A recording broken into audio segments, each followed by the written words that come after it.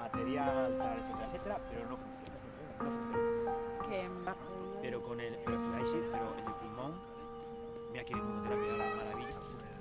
¿Ah, sí? Estamos hablando de... Sí, no. Me llamo Emilio Bautista y soy trasplantado de corazón desde hace 25 años.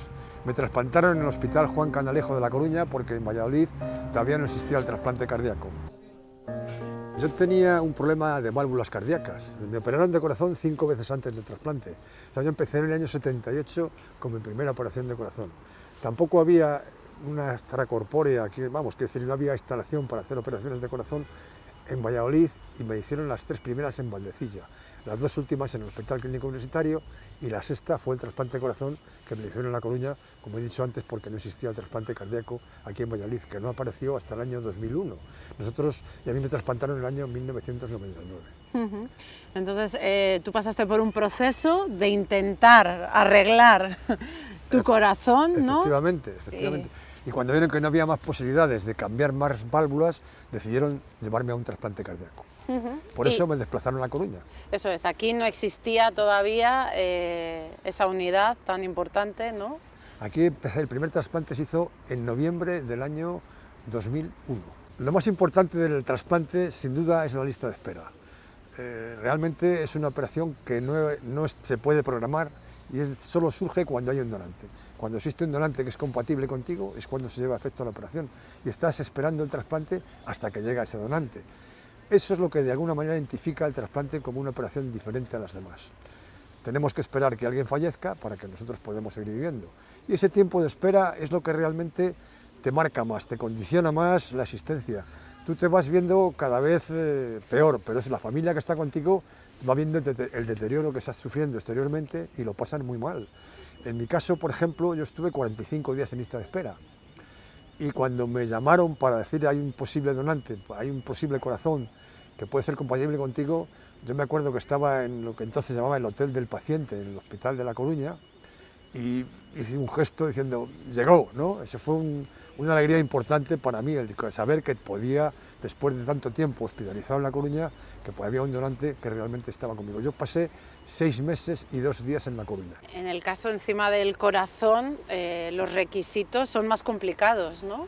Bueno, pues exige eso, cierta compatibilidad, exige que tengas en cuenta, muy importante, el grupo sanguíneo. Sin compatibilidad en el grupo sanguíneo es muy difícil, vamos, imposible, salvo en niños que han hecho algún caso, pero tiene que ser compatible en cuanto a grupo sanguíneo y en cuanto a tamaño, fundamentalmente porque no se puede poner un motor muy pequeño en un cuerpo muy grande o al revés, un motor muy grande en un cuerpo muy pequeño. Por eso es importante que el donante y el receptor tengan el mismo grupo sanguíneo y el mismo tamaño más o menos.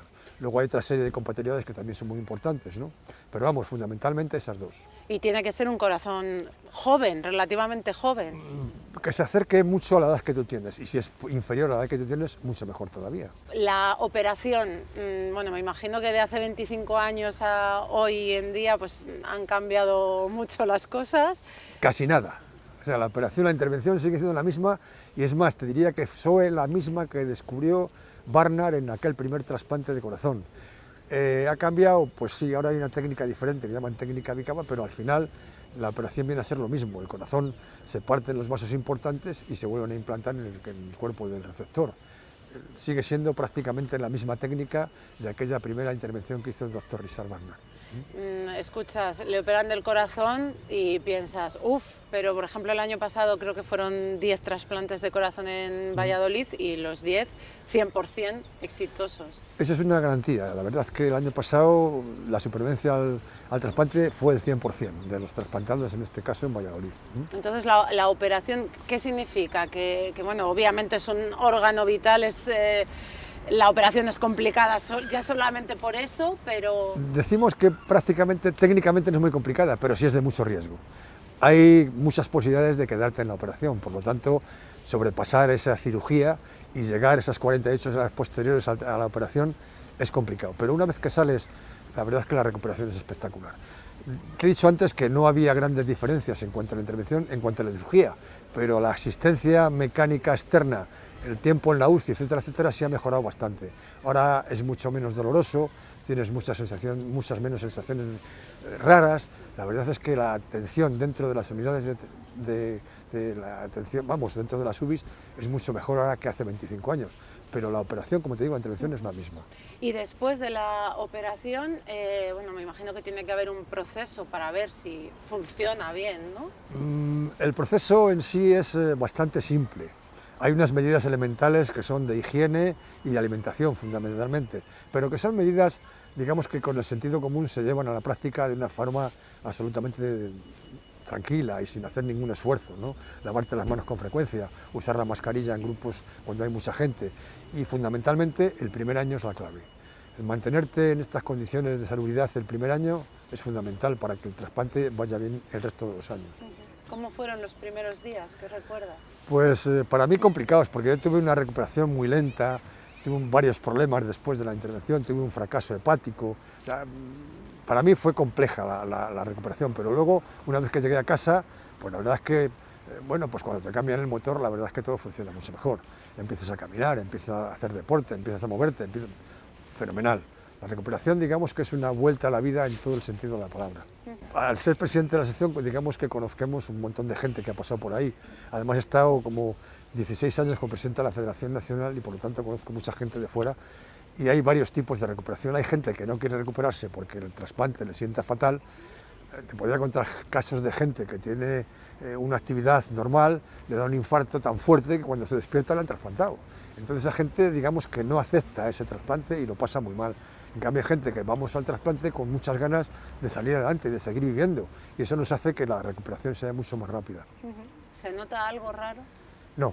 Nada, o sea, eso es teoría. Yo me trasplantaron en Galicia, sé que mi donante es gallego, muchas veces por aquello de decir algo digo que cuando suena la gaita parece que me alegro un poco, pero no es verdad. O sea, la verdad es que no hay ninguna diferencia, no tienes ninguna noción de quién es tu donante, ni debes saberlo, por supuesto, porque por ley está prohibido que se conozca el donante y el receptor, pero como sensaciones internas de nada. Imagino que dentro de la asociación, bueno, conoceráis casos de que aunque legalmente no se puede saber, bueno, pues puede la curiosidad y... Sí, además son casos bastante desagradables, quiero decir que lo pasan mal, tanto la familia, porque date cuenta que el receptor, el trasplantado, celebra un volver a la vida y el donante celebra un fallecimiento. Entonces ha habido casos pues, en que el receptor le obligan a ir al cementerio el día de su aniversario. Son cosas que digamos que trastocan un poco la emotividad de las personas y al final es un fracaso de relaciones. O sea, que tú crees que es mejor, por ejemplo... Sin duda ninguna, sin duda ninguna. Sí. Sin duda ninguna, a lo mejor es no saber nada. Hombre, hay un agradecimiento genérico al donante, ese desconocido, que hace que podamos seguir viviendo, pero no conocer el tuyo en particular. ¿Estamos concienciados en general? Yo creo que sí, somos el país más importante en donaciones del mundo, quiere decir que tenemos la máxima tasa de donación por millón de población en el mundo. Hemos superado los 50 donantes por millón de población en España. Es decir, que no hay ningún país de Europa que nos supere, ningún país del mundo que supere esa tasa de donación. También hay que decirlo gracias a la infraestructura que la Organización Nacional de Trasplante tiene con relación a esta intervención. O sea, la ONT gestiona todo esto de una forma exquisita, con absoluta transparencia, y dispone de lo que se llama coordinadores de trasplante hospitalarios. Hay muchos hospitales que son donantes de órganos, pero no hacen trasplantes. Todos los hospitales, de hecho, pueden conseguir donantes de órganos, pero aunque todos los hospitales no hacen trasplantes. Sabéis que en Castilla y León solo se hacen trasplantes de corazón en Valladolid y de hígado en Valladolid también, de riñón se hacen en Valladolid y Salamanca, y ahora de pulmón, desde febrero de este año, se hacen también en Salamanca. ¿Qué hacéis en la asociación? Una es esta, la difusión de la donación de órganos, y otra es un poco atender a los trasplantados. Tenemos varios programas de atención directa, mucha información, mucho diálogo con ellos. Tenemos unas viviendas de acogida, tenemos 3 pisos para la gente que viene a trasplantarse de fuera aquí y ayudamos a los trasplantados en todo lo que podemos, es decir, información psicológica, información, orientación profesional, pues el tema de la jubilación que viene mucho, orientación laboral. Se han hecho ya 6 trasplantes de corazón en lo que va de año, que no está nada mal para empezar. El año pasado se hicieron 10, este año se piensa que van a superar con creces ese dato. El máximo número de trasplantes que se han hecho un año fue en el año 2021, que se hicieron 15. La media es 12, 13, 10 el año pasado. Este año posiblemente se superen esos 15 trasplantes. Qué bien, eso te da una alegría. Yo a Luis le voy a hablar. Y Soy Teresa González Vergara, vivo en un pueblecito de Segovia, se llama Mata de Cuéllar, y estoy trasplantada de hace 7 años. El día 30 de abril de este año hago 7 años trasplantada. Yo aparentemente era una chica que tenía buena salud, pero de repente en enero empecé a respirar, me costaba trabajo respirar, me cansaba mucho al andar y me costaba incluso dormir. Empecé a tener problemas serios, o sea, incluso no poder comer. Entonces ya fui a la médica de cabecera y ella me diagnosticó un problema cardíaco. Me mandó a urgencias a Medina y no me entendieron muy bien. Y tuve que ir como 3 veces seguidas para que ya se tomaran en serio que me pasaba algo. Me dijeron que era una miocardia dilatada, que era muy grave, y me mandaron a Valladolid, al clínico, al área de cardiología. El doctor Luis de la Fuente me dijo que tenía un problema muy grave, que íbamos a hacer fase de primero medicación, luego marcapasos, un DAID y lo último, trasplante de corazón. Me dio medicación y me mandó a casa. Estuve un mes y la medicación no hizo efecto. Yo me encontraba muy mal, cada vez iba peor, no podía casi ni, bueno, es que fatal, ni respirar siquiera. Y entonces ya me dijo que no había hecho efecto la medicación y que tenía que ponerme un trasplante. Entonces yo me quedé sin palabras, o sea, para mí fue un shock, porque claro, me dijo que el proceso iba a ser un poco más largo, pero me dijo que no había funcionado y que me encontraba muy grave. Entonces me ingresó el día 20 de marzo y el 24 de marzo muere mi hermano, porque él estaba ingresado en la provincia de Ávila. Estábamos con los mismos síntomas, pero a él no le habían diagnosticado todavía que tenía una miocardia dilatada. Al diagnosticármelo a mí, se pone en contacto con el hospital de Ávila y a él le van a trasladar el lunes y él muere el sábado. Entonces cuando él muere, los médicos del Hospital Clínico Universitario, pues claro, se ponen como más urgentemente conmigo y me hacen las pruebas todas muy rápido, ven que estoy bastante bien y me ponen en lista cero. Me ingresan en la UCI y me ponen una máquina que se llama Impela. Esa máquina es la que ayuda al corazón a esperar al trasplante. A la semana de estar en la UCI llega un corazón, pero no les gustó, fue un palo. Y la semana siguiente apareció otro corazón, pero era en Oviedo y no pudieron llegar porque mala climatología, había niebla y no pudieron llegar. Luego sí que me dijeron que se lo habían puesto a otra persona, entonces contenta, pero ese día para mí fue durísimo, me pasé todo el día llorando, la verdad, lo pasé fatal, pero bueno, me estuvieron explicando que podía ser así, bueno, pero yo decía, bueno, han llegado 2, ¿cómo me va a llegar el tercero?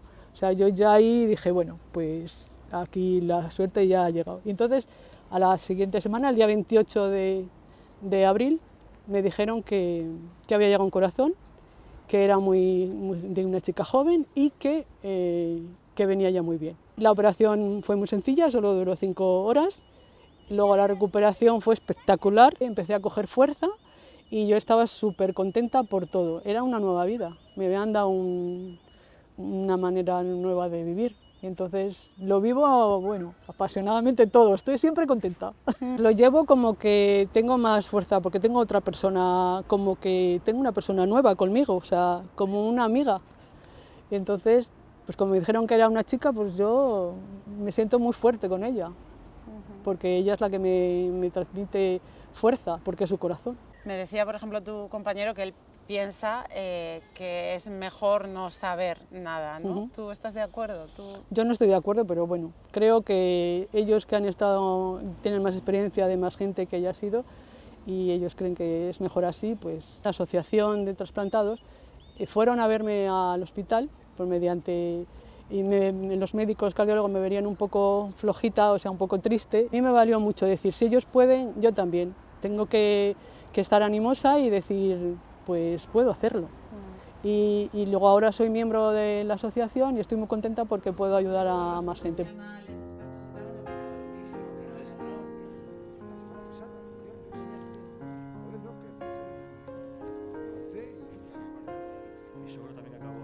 nombre es Francisco Javier Guerra Navarro, estoy trasplantado desde hace 2 años de corazón. Soy profesor titular en la Facultad de Ciencias de la Universidad de Valladolid y padre de una peque de casi 3 años. Mi problema se detecta tras un partido de baloncesto, año 2014, con amigos. Me encuentro demasiado cansado, en aquel momento era una persona activa, ya vivía en Valladolid, y en aquel momento que estoy en mi tierra, que yo soy oriundo de Ciudad Real, decido ir al cardiólogo y enseguida con un electrocardiograma, una prueba de esfuerzo, enseguida se observa que tengo una miocardiopatía dilatada, mi corazón ya está deformado. Hay un parámetro que se denomina FEBI, que es la capacidad de sangre que es capaz de bombear tu corazón. En una persona sana estamos hablando de un 60% del volumen del corazón lo expulsa a todo el cuerpo. En mi caso ya en aquel momento estaba en un 35%. El doctor Rayo en Ciudad Real me indica, bueno, pues en tu ciudad en la cual resides, en este caso Valladolid, te tienen que seguir muy de cerca porque lo que padeces es grave. Y si evoluciona mal, de una forma desfavorable, podrá acabar en trasplante de corazón. Está el trasplante en el horizonte, pero yo lo veo muy lejano, yo no tengo ningún síntoma, yo me encuentro bien, entonces no eres consciente de la gravedad de la enfermedad en aquel momento. Sigue haciendo mi vida normal, es cierto que ya empezamos con la medicación, esa evolución. En el año 2018, la doctora Marina Revilla, que en aquel momento me tratan en el hospital Río Ortega, aquí en Valladolid, se decide ponerme un desfibrilador automático interno, un DAI. ¿Con qué objetivo? Un objetivo de prevención. Si hay una muerte súbita, el DAI se dispara, mantiene con vida hasta que reciba la asistencia sanitaria. El DAI en este caso nunca saltó. Además asistía a talleres de rehabilitación cardíaca que son muy aconsejables para todos los enfermos cardiovasculares. Llega un momento en el que tengo 3 ingresos bastante importantes por insuficiencia cardíaca severa, uno de ellos en marzo del año 22 ya en el Hospital Clínico Universitario de Valladolid, que además coincide en el momento en el que mi mujer va a dar a luz de nuestra pequeña, y en un momento en el que también tengo una una oposición para estabilizarme en la Universidad de Valladolid, y recuerdo perfectamente aquel ingreso en ese marzo del año 22, en el que yo le decía al doctor de la Fuente, como jefe del área de cardiología del clínico, yo le decía, yo no puedo estar aquí ingresado, yo pido el alta voluntaria, porque yo tengo que atender a mi mujer, que va a dar a luz en el Río Ortega.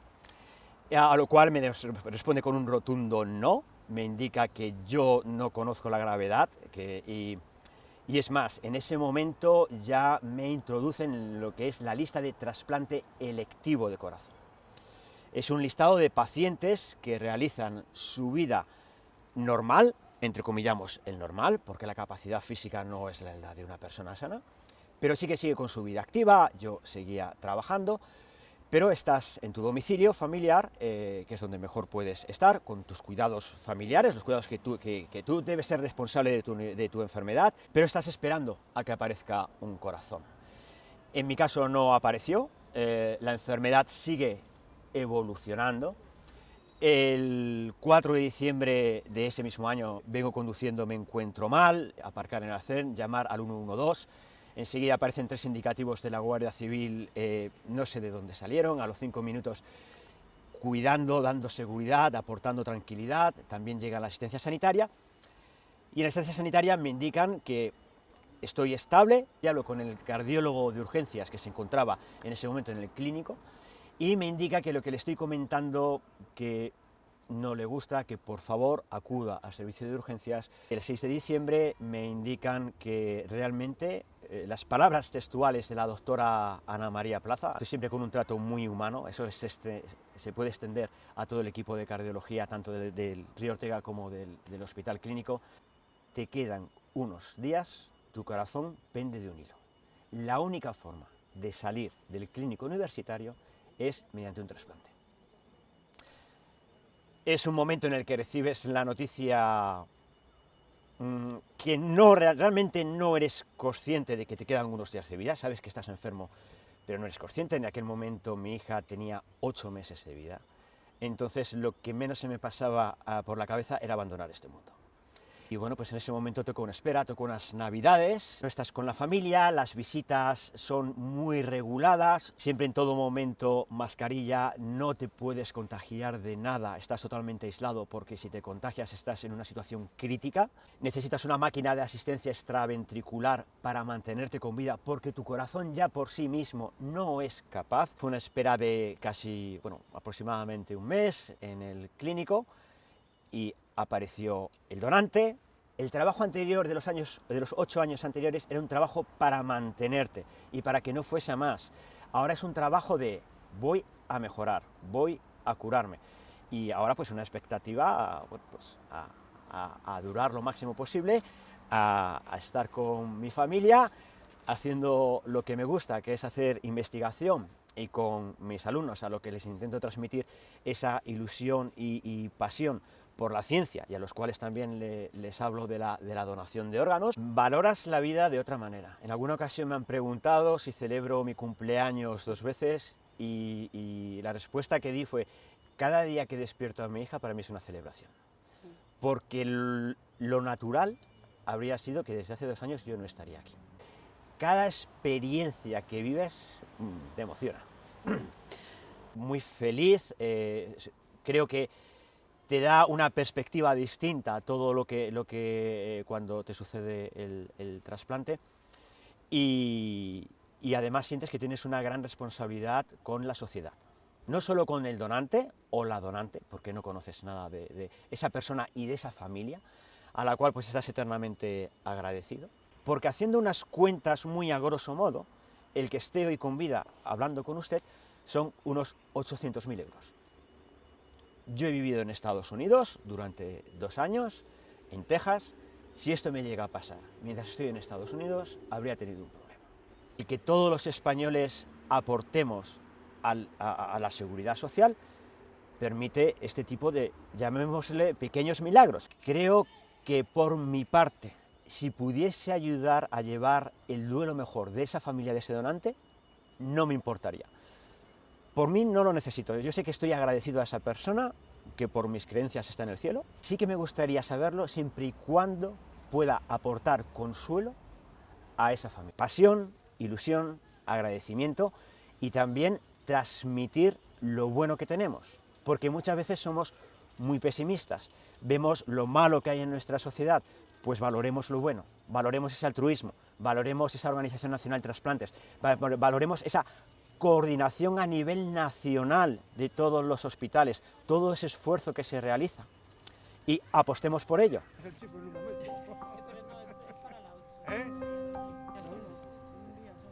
¿Cuánto tomas tú ahora de arma? Confianza, esperanza y alegría, un poco es nuestro lema, ¿no?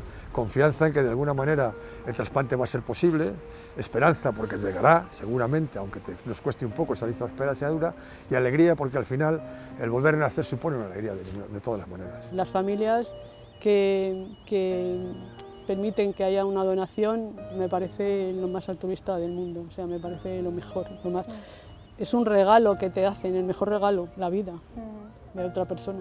Muchas ganas de vivir, es decir, es ilusión, es pasión y es responsabilidad. Si siempre intentas dar la mejor versión de ti mismo, ahora tienes una razón muy importante para hacerlo con aún más ahínco, ¿no? Has recibido el mejor regalo, la vida.